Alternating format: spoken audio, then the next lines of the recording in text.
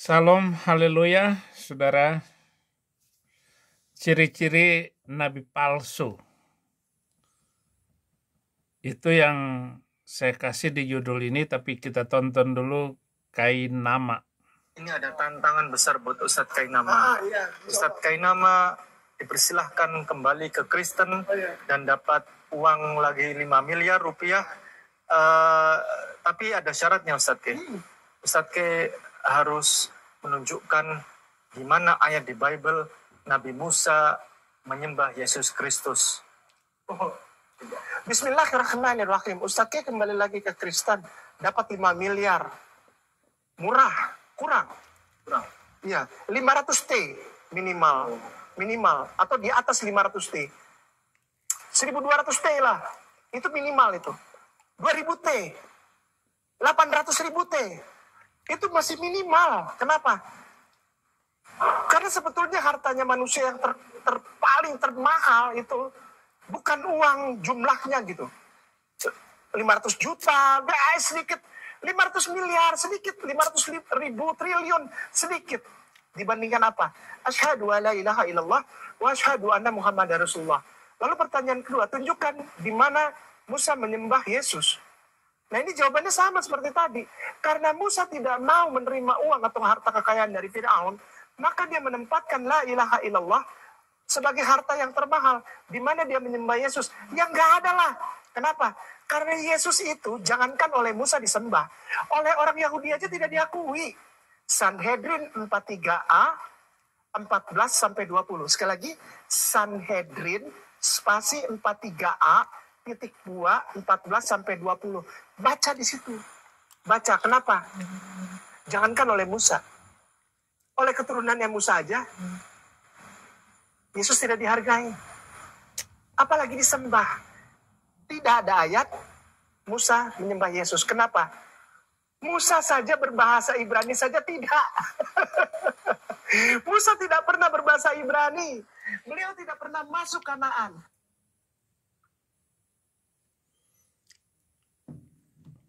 Kainama ini memang lancang, curang, dan strategi tipu untuk urusan perut dan bawah perutnya. Dia memang asik juga, tetapi banyak ngawurnya saja. Matius 7 ayat 15-23, waspadalah terhadap nabi-nabi palsu yang datang kepadamu dengan menyamar seperti domba, tetapi sesungguhnya mereka adalah serigala buas. Ayat 16, dari buahnya lah kamu akan mengenal mereka. Dapatkah orang memetik buah anggur dari semak duri atau buah ara dari rumput duri? Demikianlah setiap pohon yang baik menghasilkan buah yang baik, sedang pohon yang tidak baik menghasilkan buah yang tidak baik. Ayat 18, tidak mungkin pohon yang baik menghasilkan buah yang tidak baik, ataupun pohon yang tidak baik itu menghasilkan buah yang baik. Ayat 19, dan setiap pohon yang tidak menghasilkan buah yang baik pasti ditebang dan dibuang ke dalam api.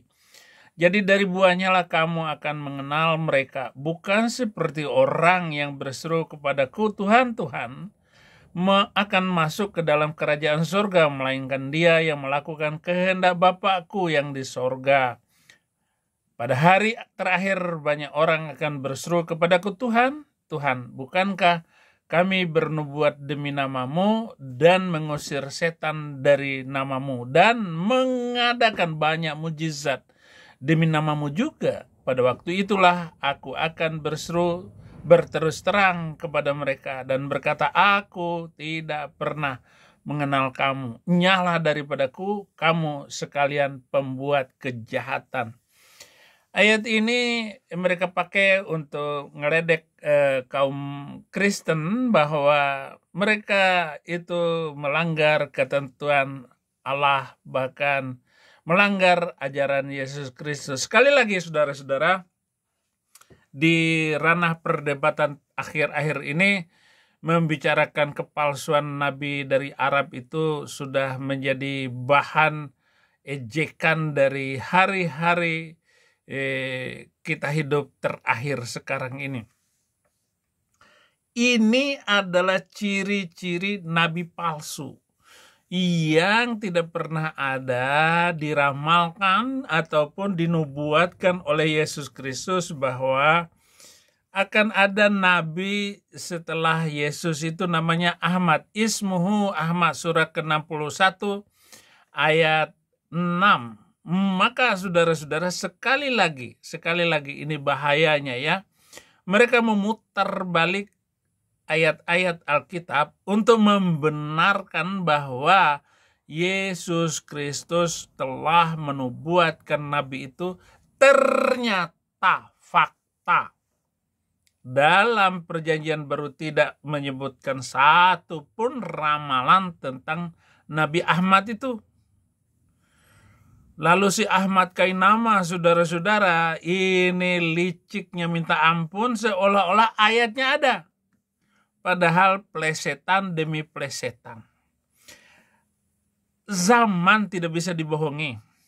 Waktu akan membuktikan bahwa kebohongan demi kebohongan akan dilakukan oleh umat yang terdakwa sendiri, oleh kitab suci sendiri, oleh nabi palsu yang memalsukan segala ucapan dan ayat-ayat di dalam kitab sucinya itu. Yang kedua, sekarang kita melihat dari bagian-bagian lain Alkitab tentang ciri-ciri nabi palsu. Satu, tidak ada panggilan dari Tuhan untuk menjadi nabi atau menjadi hamba Tuhan. Tidak ada. Harus ada panggilan dari Tuhan. Kemudian saudara-saudara, Yeremia 23 ayat 21, karakteristik dari nabi-nabi palsu sebagai orang yang tidak mempunyai izin, tidak ada otoritas ilahi, membawa pesan dan beritanya. Di Yeremia 23 ayat 21. Aku tidak mengutus para nabi itu. Sekali lagi, aku tidak mengutus para nabi itu.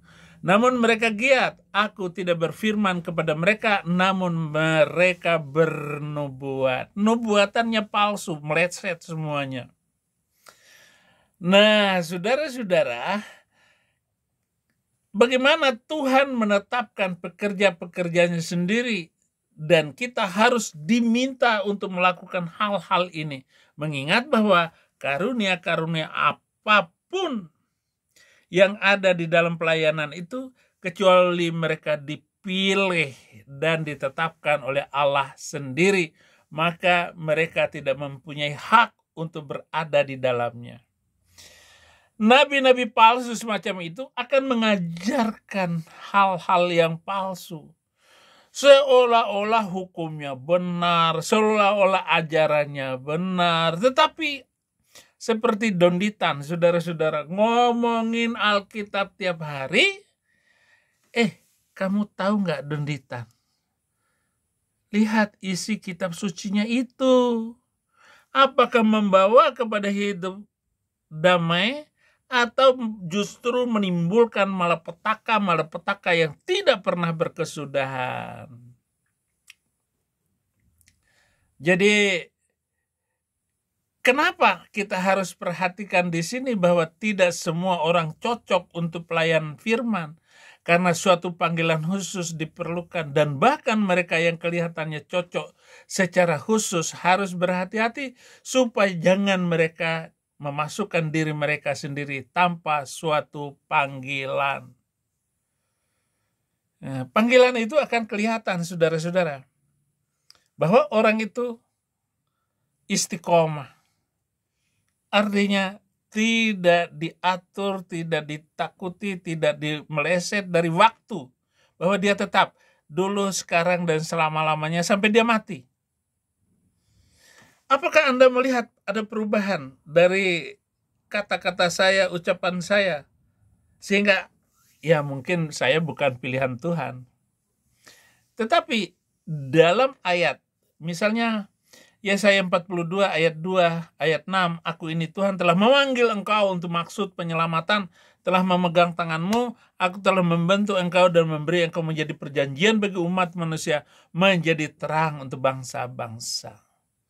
Jadi orang yang memasukkan diri mereka sendiri tanpa suatu panggilan. Jadi harus ada panggilan. Artinya dia konsisten dengan panggilan itu dan dia tidak berubah sedikit pun. Jadi yang diperlukan dari siapapun yang didengar dalam gereja dan akan menempati tempat dari seorang guru pengajar karena ia harus dipanggil oleh Allah dalam jabatan itu dan ia harus dengan setia membaktikan dirinya sendiri dalam pelaksanaan dari kewajiban-kewajiban dari jabatan itu sebagai guru tentu saja. Jangan ngatur-ngatur lagi yang lain. Karena itu hendaklah kita belajar untuk mengambil kedua hal ini sama-sama pada waktu kita ingin memastikan jenis apa orang yang bagaimana yang harus kita anggap hormati sebagai pelayan-pelayan pendeta-pendetanya Kristus. Ayo saudara-saudara, jangan dicampur aduk saudara-saudara. Suatu panggilan pada jabatan itu dan kesetiaan dalam pelaksanaan dari kewajiban-kewajiban dari jabatan itu. Jadi saya jabatan penginjil. Jabatan saya di dalam pelayanan adalah tukang panggil-panggil. Tukang ancam-ancam, tukang bongkar-bongkar, dan tukang yang saya tidak perlu membaptis orang. Biar orang lain yang bertugas membaptis itu.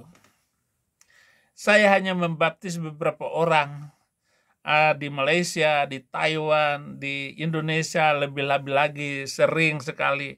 Dulu ketika pelayanan saya keluar dari penjara itu setiap bulan minimal 15 orang harus dibaptis di satu tempat, di Pondok Gede ataupun di Puncak dan sebagainya. Karena sebagaimana tidak seorang pun bisa secara sah mengambil penunjuk dan pangkat posisi dari seorang pelayan pendeta kecuali dipanggil. Demikian juga tidak cukup bagi siapapun dipanggil jika ia tidak juga memenuhi melakukan kewajiban-kewajiban dari jabatannya itu. Satu, jabatan nabi. Nabi-nabi asli mendapat panggilan dari Tuhan. Musa misalnya Keluaran 3 ayat 10. Jadi sekarang pergilah, aku mengutus engkau kepada Fir'aun untuk membawa umatku, orang-orang Israel keluar dari tanah Mesir. Musa datang. Musa menggoncangkan Israel. Dan lebih dari 1.500.000 Israel akhirnya dibawa keluar melewati Laut Merah. Yeremia, misalnya Yeremia 1 ayat 4-7. Firman Tuhan datang kepadaku, bunyinya, sebelum aku membentuk engkau dalam rahim ibumu, aku telah mengenal engkau. Dan sebelum engkau keluar dari kandungan, aku telah menguduskan engkau. Aku telah menetapkan engkau menjadi nabi bagi bangsa-bangsa. Maka aku menjawab, Tuhan Allah, sesungguhnya aku tidak pandai bicara, sebab aku ini masih muda. Tetapi firman Tuhan kepadaku, janganlah katakan ini masih muda. Aku ini masih muda. Tetapi kepada siapapun engkau kuutus, haruslah engkau pergi. Dan apapun yang kuperintahkan kepadamu, haruslah kau sampaikan. Sedikit kesaksian bahwa 3 tahun saya tidak muncul, tidak tampil ke publik. 3 tahun. Kenapa saya harus belajar? Saya harus belajar menginjil. Saya harus membicarakan setiap saat bahwa roh saya, cinta mula-mula itu tidak akan lepas. Dan bahkan sampai sekarang, tiap hari, saya tidak peduli dengan siapapun dan Anda tersinggung dengan apapun kata saya. Tetapi saya tunjukkan bahwa saya tetap setia. Yehezkiel 2 ayat 3-5, firman-Nya kepadaku, hai anak manusia, aku mengutus engkau kepada Israel. kepada bangsa pemberontak yang telah memberontak melawan aku. Mereka dan nenek moyang mereka telah mendurhaka terhadap aku sampai hari ini. Kepada keturunan inilah yang keras kepala dan tegar hati, aku mengutus engkau, dan harus kau katakan kepada mereka, beginilah firman Tuhan Allah, dan baik mereka mendengar atau tidak, sebab mereka adalah kaum pemberontak. Mereka akan mengetahui bahwa seorang nabi ada di tengah-tengah mereka. Jadi nabi itu adalah yang dipersiapkan oleh Tuhan dengan suatu panggilan. 11 rasul, Yohanes 15 ayat 16, bukan kamu yang memilih aku, tetapi akulah yang memilih kamu, dan aku telah menetapkan kamu supaya kamu pergi dan menghasilkan buah, dan buahmu itu tetap, supaya apa yang kamu minta kepada Bapa dalam namaku diberikannya kepadamu. Mintalah di dalam nama Yesus Kristus, maka saudara akan mendapatkan. Saudara-saudara, Paulus ini mendapat panggilan hebat. Ngeri saya kalau membaca surat-surat Paulus. Galatia 1 ayat 15-17, tetapi waktu Ia yang telah memilih aku sejak kandungan ibuku dan memanggil aku oleh kasih karunia-Nya, berkenan menyatakan anaknya di dalam aku, supaya aku memberitakan dia di antara bangsa-bangsa bukan Yahudi.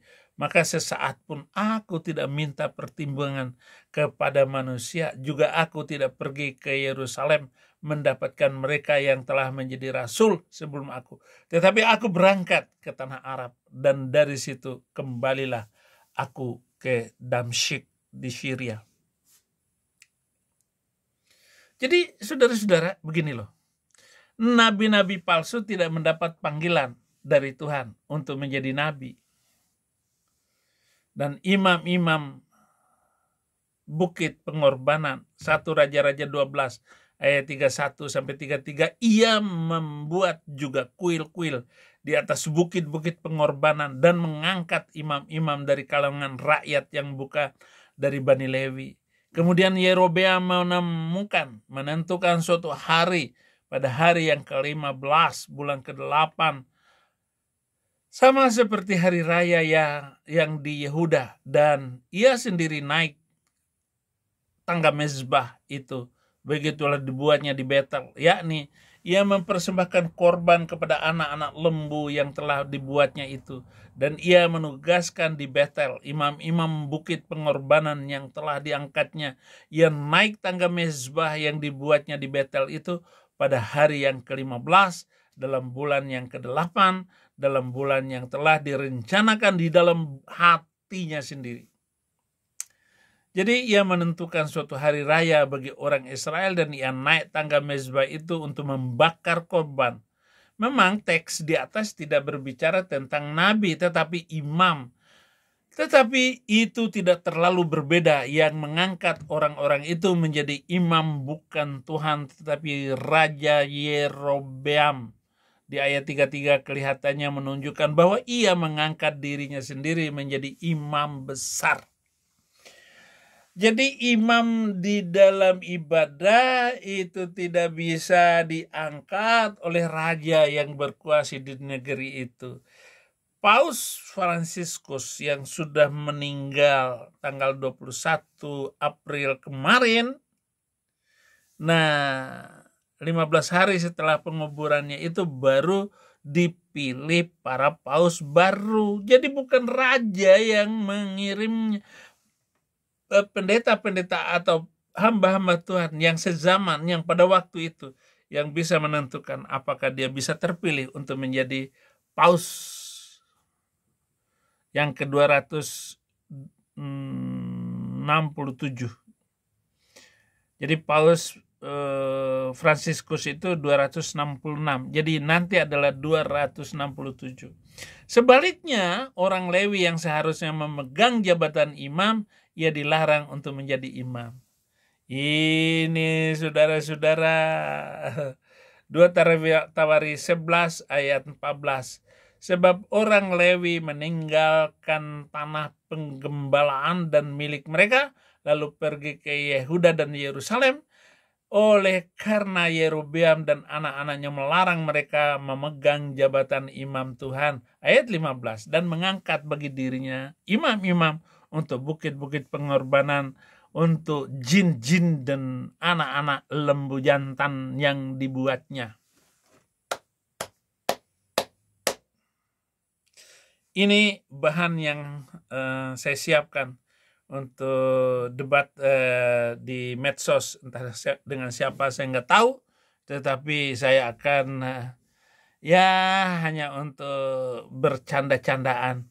Sebab saudara-saudara, kebenaran apapun yang mereka tampilkan, bahkan dari ajaran nabinya sekalipun tidak bisa dipercaya. Kenapa? Karena nabinya sendiri yang melanggar undang-undangnya sendiri, melanggar Ten Commandment, melawan semua apa yang dikomandamenkan oleh Taurat. Terima kasih saudara-saudara. Tuhan Yesus memberkati.